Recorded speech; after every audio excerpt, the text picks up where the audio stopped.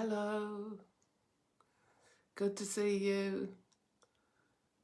I'm just coming on for a quick travel tale, which is one episode only, and it's Frogmarched through Spain and Portugal.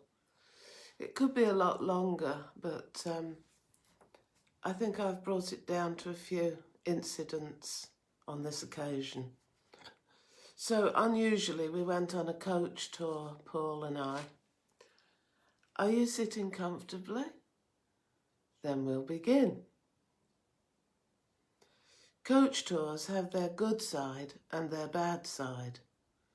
Spending 13 days in the close and constant company of a bunch of people you have never met before renders you two of a crowd without a history.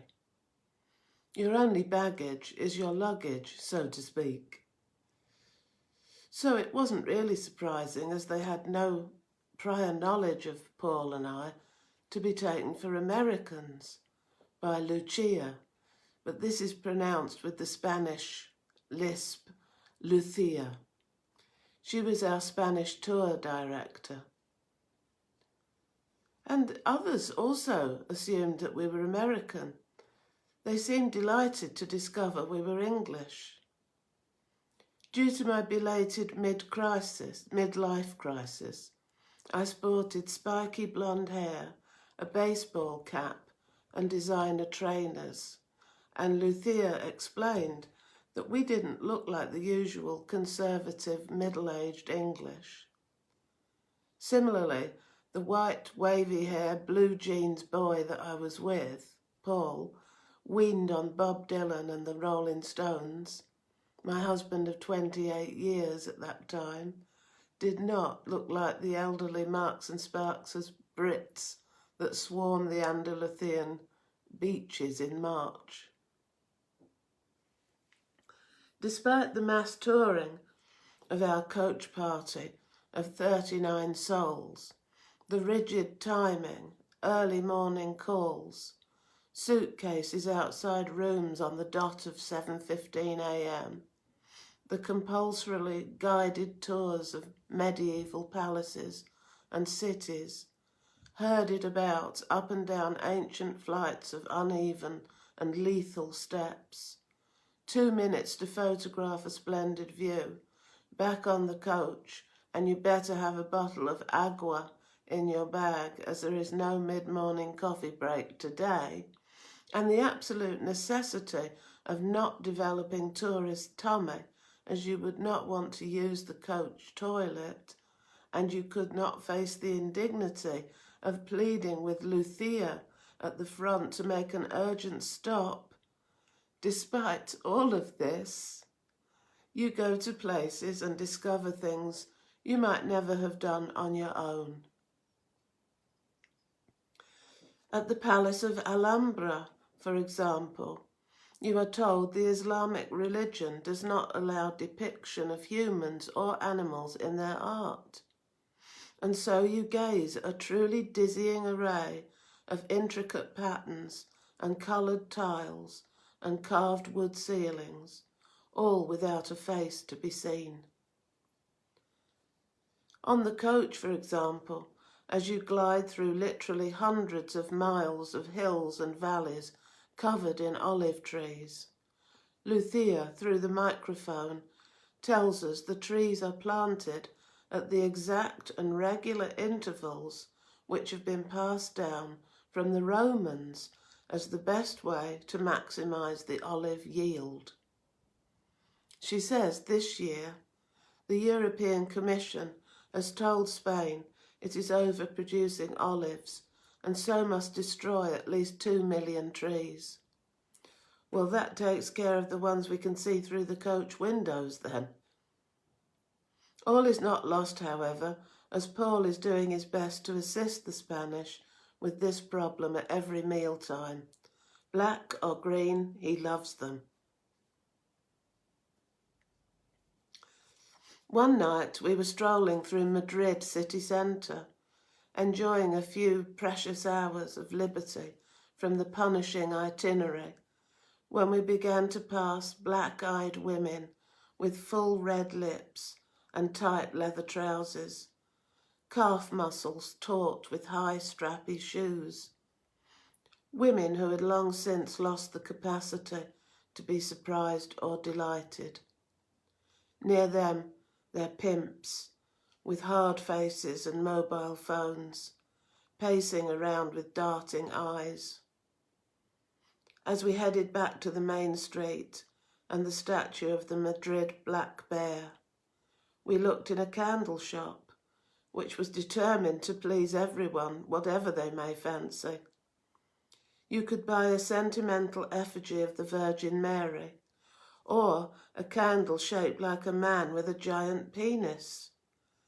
These were placed next to each other in the window in a stunning sensitivity bypass. The Black Bear and Strawberry Tree sculpture was yes, I can't read my own writing there, but in English it means the Gate of the Sun. And it was inaugurated in 1967. And it represents the Madrid coat of arms, which was made in the 13th century. So it's a nice sculpture if you ever want to see it. Or maybe you have already seen it. The next day, we visited the walled ancient town of Toledo, and it's perched high on a picturesque hill. We were led in Pied Piper style through the steep and narrow streets by a guide born and bred there. The unusual blue eyes twinkled out of a seasoned brown face as he spoke with encyclopedic knowledge and pride. The main drawback was the tide of other tourist groups streaming along these narrow streets, and the real possibility of being separated and lost.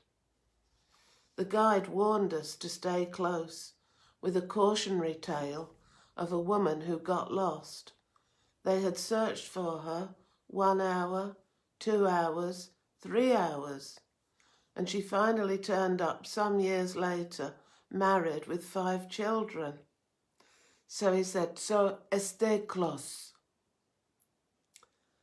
As we queued in the warm sun to see an El Greco painting, I looked around at our party. A real hodgepodge. Only 6 were English. Of these, 2 of them were Estonians who had made their home in the obscure choice of Liversedge in West Yorkshire. Not that there's anything wrong with Liversedge.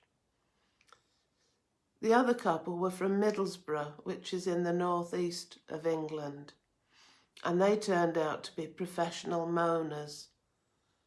They were both built like sumo wrestlers, but not as fit or trim. It would not have surprised me to see them throwing salt around the coach and grunting as they stamped their feet down rhythmically. But then that's my imagination.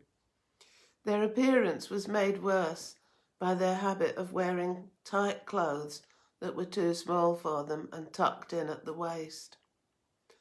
The man had a particularly aggressive and threatening demeanour.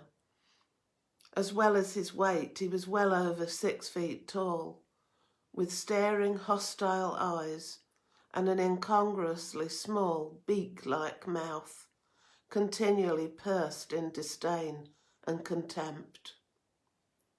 My impression was confirmed on a couple of occasions. One night, Lucia talked to us of her loneliness and isolation in this nomadic job, and the difficulty of sustaining a personal life in her home city of Madrid. Finding a sympathetic ear, she told us how intimidating she was finding this man, Mr. Sumo, who we'd nicknamed him, who had continually complained and harassed and criticised her. Lucia went on to say he'd come to the hotel reception early this morning demanding clean sheets for the bed, as he had, to use his words, shit himself in bed. He blamed Lucia for this, for the previous day's meal had caused it, according to him, but everyone else had been okay. She seemed to be really upset by his treatment of her. He tended to hate foreign food, as he called it, and wanted egg and chips at every meal. We'd actually stopped for lunch at a rural red dust farm restaurant in the Castilla-La Mancha, with its own little statue of Don Quixote on horse. The book by Cervantes is the second most translated book in the world after the Bible in the English language. So I read, so I'm not sure if that's accurate, but that's what I read about it. And in this restaurant, we had the traditional dish from that area of pisto, P-I-S-T-O, and it consists of tomatoes and onions, aubergine, courgettes, green and red peppers, and olive oil, and it's a kind of stew. Absolutely gorgeous La Mancha dish with rustic bread and manchego cheese.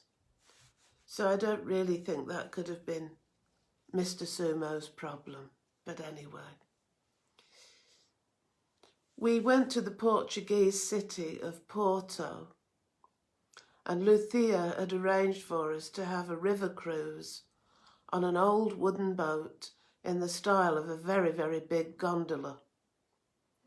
We passed under the iron bridge, reminiscent of the Eiffel Tower, and learned that the engineer had indeed been an associate of Monsieur Eiffel.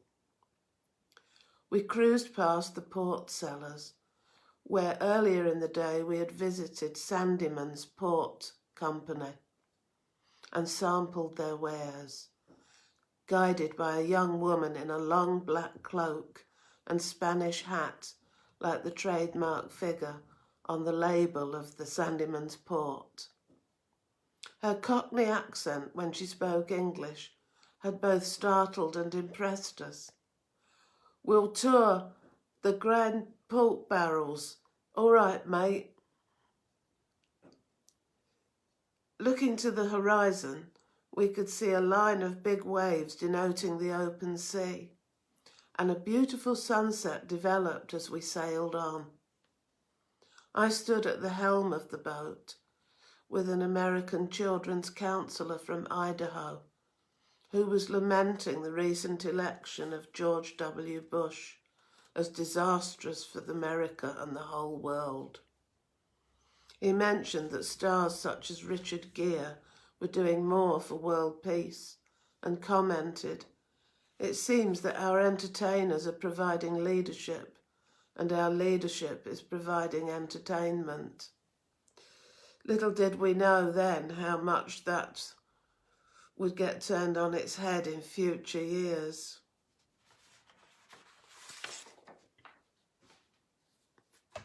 Krishnan, a public relations expert from Bombay, joined us, and a debate was beginning about the situation in Kashmir, when suddenly there was a commotion, and we looked round to see Mr. and Mrs. Sumo overbalancing backwards from their unsecured wooden bench and attached table. Their chunky legs flailed in the air as they crashed to the deck, camera flying, table and bench revolving above them and landing on top of them. It was all in a sort of slow motion as we watched. As they lay on the deck like two shocked and beached whales, there was that pause as the situation is absorbed, and then concerned people rushed forward to help them up. Unfortunately, I was looking out to sea with a hanky stuffed in my mouth to subdue the rising tide of giggles, Well, I would have helped if they'd been seriously hurt.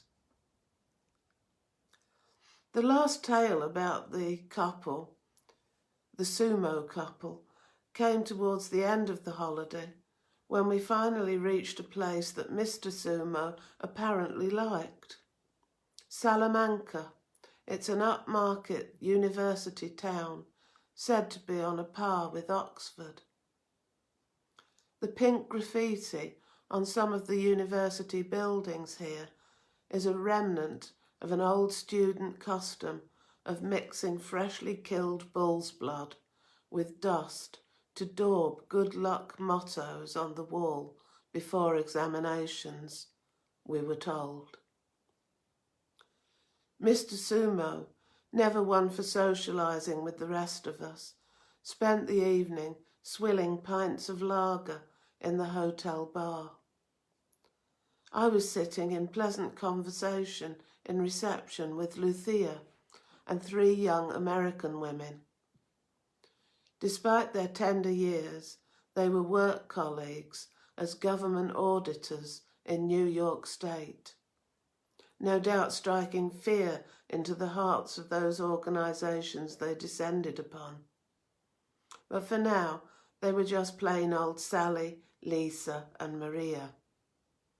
They all had their backs to the bar, whereas I could see that Mr. Sumo had stood up to his full frightening height and was advancing drunkenly towards our little party. Without warning, he put his arms around the standing Lucia from behind and held her in a vice-like grip across her chest, whispering, "So, at last you found somewhere nice for us, eh?" Young Maria was coughing, and his beady eyes alighted upon her. He said, "I'll come to your room and rub your chest for you later." She told me how offended she had been by this, and Lucia was similarly repulsed. Mr. Sumo could never have been described as a new man, evidently. The rest of our coach party were delightful people, and from many different countries. A Canadian woman with jet black hair, no wrinkles showing through her perfectly applied makeup, turned out to be 74. When I had sung a blues song over the coach microphone on our travels, she shouted from the back, "Say, I want to hear another one from the blonde down at the front." So that's the end of that little vignette of our trip to Spain and Portugal. There are many other recollections of that trip, so I might get another episode together at some point, but that's basically it for that one. So I hope you enjoyed it, and I hope you're okay.